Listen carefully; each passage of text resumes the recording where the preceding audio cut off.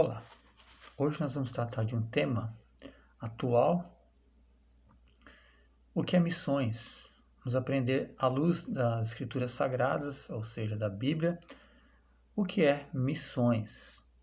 Para tanto, vamos abrir a palavra de Deus em Atos dos Apóstolos, capítulo 1, vou ler do verso 6 até o verso 11. Então os que estavam reunidos lhe perguntaram: Senhor, será este o tempo em que restaures o reino a Israel? Respondeu-lhes: Não vos compete conhecer tempos ou épocas que o Pai reservou pela sua exclusiva autoridade, mas recebereis poder ao descer sobre vós o Espírito Santo, e sereis minhas testemunhas, tanto em Jerusalém como em toda a Judéia e Samaria e até aos confins da terra. Ditas estas palavras, foi Jesus elevado às alturas à vista deles, e uma nuvem o encobriu dos seus olhos.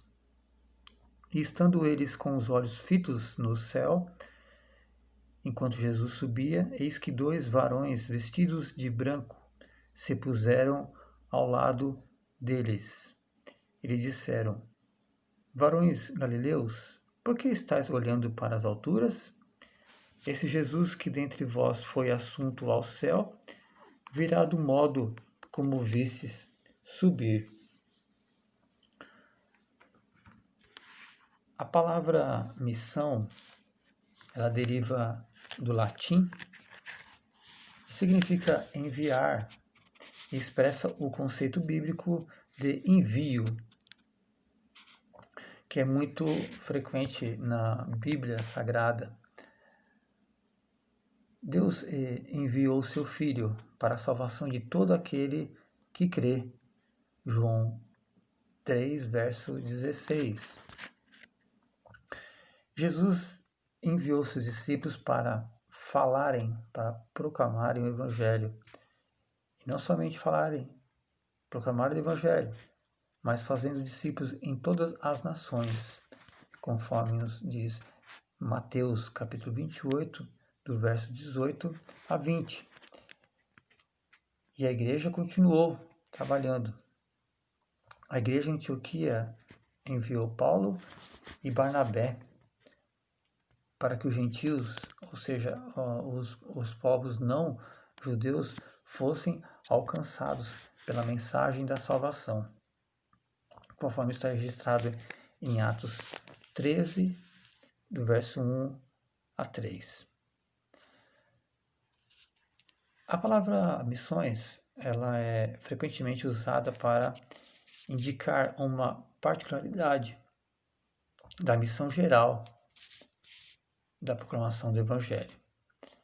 Podemos entender que missão se refere à identidade da igreja.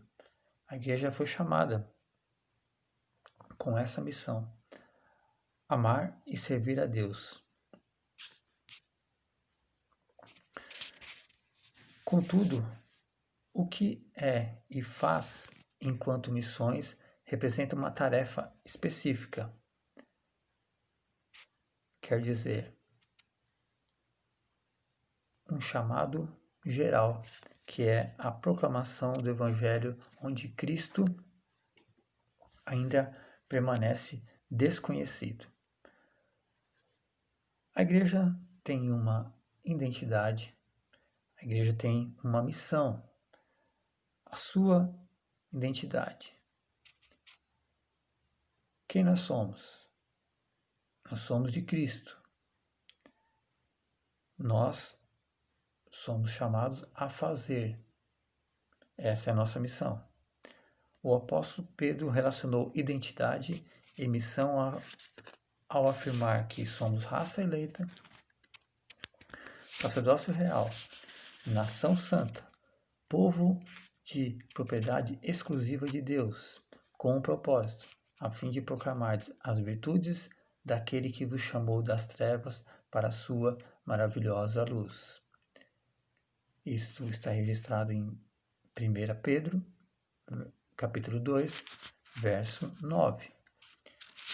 Jesus fez o mesmo, falando sobre a nossa missão, ao declarar que nós somos sal da terra. Nós somos influenciadores e somos luz do mundo, alertando que a nossa identidade, sal e luz, deve estar associada à nossa missão. Luz para brilhar. E assim ele conclui o seu mandato. Assim brilhe também a vossa luz diante dos homens, para que vejam as vossas boas obras e glorifiquem o vosso Pai que estás nos céus. Jesus declarou isso no sermão, conhecido como Sermão do Monte, ou Sermão da Montanha, em Mateus 5, verso 13 a 16. O apóstolo Paulo também entendeu qual é a sua identidade e qual é a sua missão, registrado também na carta de Paulo aos Romanos, no primeiro versículo do primeiro capítulo. Paulo se identifica como servo de Jesus Cristo, essa é a sua identidade. Paulo diz: eu fui chamado para ser apóstolo, esse é o seu ministério, essa é a sua missão, separado para o Evangelho, sua missão. Ele declara quem é, qual o seu chamado, apóstolo, e o que Deus espera dele. Ele é servo de Jesus, tem o ministério de pregar o Evangelho e com a missão de levar esse Evangelho aos gentios. Em toda a palavra de Deus, a identidade do povo de Deus está associada à sua missão. A sua missão revela a sua identidade. Compreender quem somos e o que somos chamados a fazer são perguntas presas na nossa fé e essenciais para a vida cristã. Então, em primeiro lugar, o que é missões? Na perspectiva reformada, em primeiro lugar, na nossa Confissão de Fé de Westminster, no capítulo 1, do parágrafo 8, diz que a Bíblia deve ser traduzida nas línguas comuns de todas as nações, para que adorem a Deus de modo aceitável. O pacto entre Deus e os homens, em Cristo Jesus, se estende a todas as nações, tanto aos judeus como aos gentios. No capítulo 7, do parágrafo 6. A igreja visível não está restrita a uma nação, nem a Israel, nem a outro país.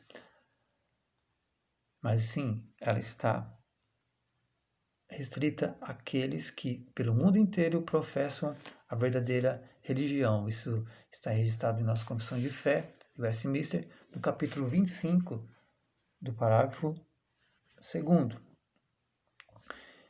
E nosso Catecismo Maior de Westminster afirma, em resposta à pergunta 58, a respeito da exaltação de Cristo e a sua ascensão, que ele, Jesus, ordenou aos apóstolos o dever de pregarem o Evangelho a todos os povos. Em resposta à pergunta 191, acerca da petição da oração do Pai Nosso, venha o teu reino. Jesus nos ensinou a orar assim, pedindo ao Pai, venha o teu reino. Esclarece, pedimos que o domínio do mal seja destruído e o Evangelho seja propagado por todo o mundo. Em obediência à palavra de Deus, nós pregamos o Evangelho para que o mal seja destruído no coração das pessoas e que o Evangelho seja propagado por todo o mundo. A Reforma Protestante, ela trouxe um avivamento teológico, espiritual e missionário. E a Reforma Protestante do século XVI tinha uma perspectiva missionária, sobretudo em 3 áreas. Primeiramente, despertou a Igreja para a tradução, leitura e distribuição da palavra de Deus em toda a terra, começando por Martim Lutero, traduziu a Bíblia para o alemão, os originais direto para o alemão, e contribuiu para que a palavra de Deus fosse acessível a todas as pessoas. Antes da Reforma Protestante, a Bíblia era disponível em menos de 10 línguas. Depois, ao longo do tempo, foi aumentando essa distribuição da palavra de Deus em outras línguas. Hoje, ela é traduzida e distribuída no total ou parcialmente em mais de 2.500 idiomas em todo o mundo. E sob a orientação de João Calvino, isso lá na Reforma Protestante, em Genebra, havia 38 oficinas tipográficas para a reprodução da Bíblia e panfletos divulgando a palavra de Deus. Podemos lembrar que a imprensa, a tipografia surgiu nessa época com Gutenberg, e o primeiro livro que foi impresso foi a palavra de Deus. Em segundo lugar, a Reforma Protestante promoveu a pregação intencional do Evangelho com o objetivo do plantio, a implantação de igrejas. Entre 1553 e 1562, a Igreja Reformada de Genebra enviou para a França centenas de missionários. E assim também enviaram missionários para todo o mundo, para a América Latina, para o Brasil, também enviaram missionários. Assim foi indo, as missões foram para a Índia, para a África. O trabalho missionário ele é urgente e não está acabado. É uma tarefa inacabada.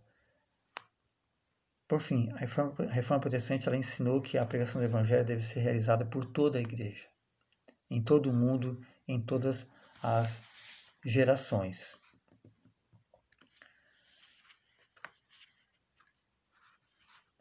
De forma espetacular, João Calvino, em seu livro A Escravidão e a Liberação da Vontade, ele escreve relacionando a soberania de Deus com a evangelização. E ele explica: embora Deus seja capaz de realizar a obra secreta de seu Santo Espírito sem qualquer meios ou assistência, ele também ordenou a pregação externa, a pregação pública, para ser usada como um meio.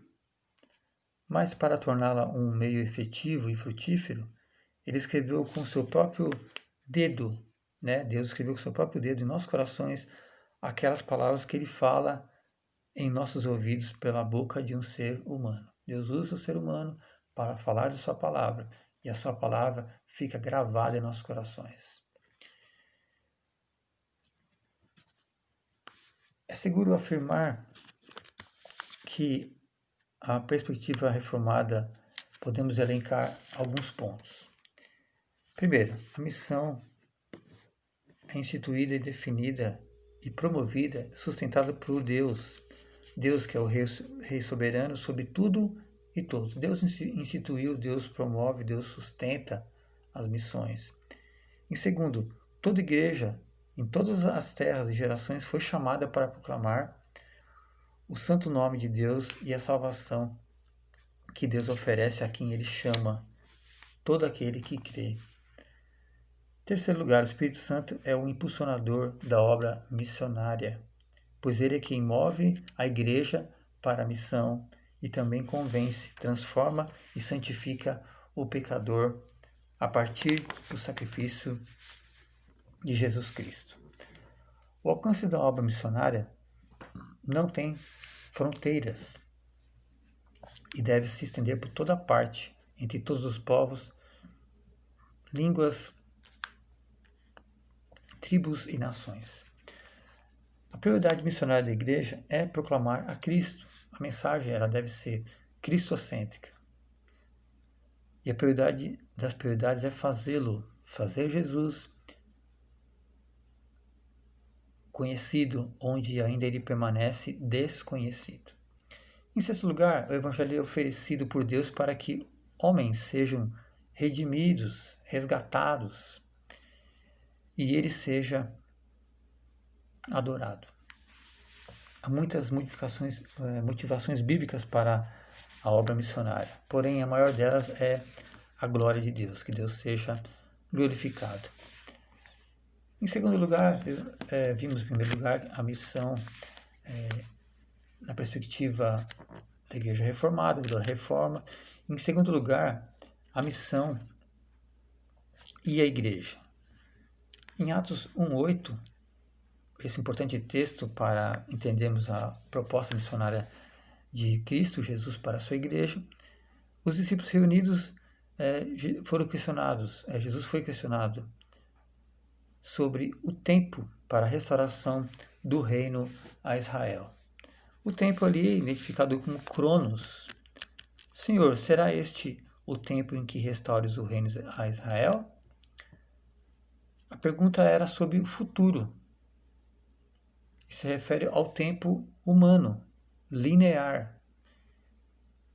Era uma pergunta sobre a agenda dos últimos dias. Os discípulos perguntavam qual seria o dia, mês e ano em que seria restaurado o reino a Israel, tendo visto que Israel ele era subjugado, era um vassalo do Império Romano. Ele não era nação, ele não tinha uma terra. Então o seu questionamento era quando o nosso reino vai ser restaurado. E Jesus não responde isso. Responde de outra forma. Jesus responde: não vos compete conhecer tempos ou épocas. Indica um tempo linear, como diz Mesiano, mas ele fala o seguinte: Kairos, esse tempo oportuno, o melhor tempo, não vos compete saber. A sua resposta engloba os termos Cronos e Kairos. E nesse impasse surge o verso seguinte que nós lemos: recebereis poder ao descer sobre vós o Espírito Santo e sereis minhas testemunhas, tanto em Jerusalém como em toda a Judéia e Samaria, até os confins da terra. Deixa claro que a ênfase da igreja não é somente no futuro. Ela deve esperar, mas ela deve esperar trabalhando, pregando o Evangelho, proclamando o seu nome por toda parte, em todas as gerações, até a sua volta. O escritor Paul Hiebert, antropólogo e missionário, ele afirma que o Evangelho transforma o ser humano em 3 dimensões. Transforma suas convicções, o seu comportamento e a sua cosmovisão. Cosmovisão é a maneira como o indivíduo enxerga o mundo ao seu redor. Mas uma igreja transformada apenas em suas convicções, apenas no crendo, mas não é transformada em seu comportamento e nem em suas convicções, ela se torna legalista. Quando ela é transformada somente em seu comportamento, mas não em convicções, ela é legalista. E se ela é transformada em suas convicções e comportamento, mas não em sua cosmovisão, ela se torna infrutífera. Talvez sejam esses os maiores perigos da igreja em nossa geração. Crentes nominais, crentes legalistas, mas não são frutíferos, mas se tornam infrutíferos por não ter uma visão correta, ter uma crença correta e também ter um comportamento que não é correto. Temos que ter convicção, comportamento e cosmovisão correta. Em terceiro lugar, o desafio missionário hoje. Após 2000 anos de história da Igreja cristã e 500 anos de reforma protestante, boa parte do mundo ainda continua sem conhecer o Evangelho de Jesus Cristo. Existem milhares de povos que nada ou pouco ouviram de Jesus Cristo, povos não alcançados pelo Evangelho, lugares onde não tem igreja. A Bíblia, apesar do grande avanço dos últimos séculos, há cerca de 1.800 línguas e dialetos sem nada da palavra em seu próprio idioma. Por fim, quanto ao desafio urbano nas cidades de médio e grande porte, há 3 vezes menos evangélicos nos extremos socioeconômicos, os mais ricos dos ricos em seus condomínios de luxo e os mais pobres dos pobres, à margem de ruas e embaixo dos viadutos. Todos esses, mesmo ricos e pobres, às vezes não são alcançados por pessoas que pregam o evangelho, por igrejas trabalhando e pregando o evangelho. Existem milhares de vilas e cidades sem a presença de uma igreja verdadeiramente bíblica. Concluindo o nosso estudo, o escritor presbiteriano, já falecido Sproul, em seu livro O que é a Grande Comissão, afirma que é Deus que institui, santifica e comanda a missão da igreja. Esclarece o motivo por trás da ação divina da redenção